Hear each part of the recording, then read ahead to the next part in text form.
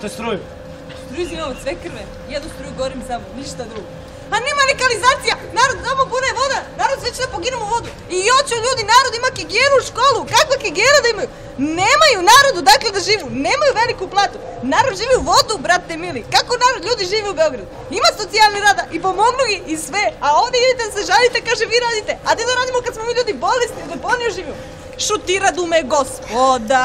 Cigani me šutiradu me s noge na nogu, svakojaka nacija i vređadu me, a kad bi imala jedno 3000 evra, ja bi možda dobila i stanki na špijunku, brate mili.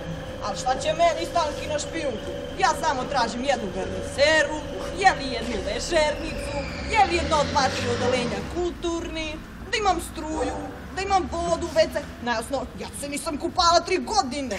Ja i moja deca, vaški imam u glavu koperinač. Kakva higijena u gradu? Pa dobro ide u gradu, dobro ide. Ima ženske, ima sve, znate. Ima ženske, what the fuck? Kac.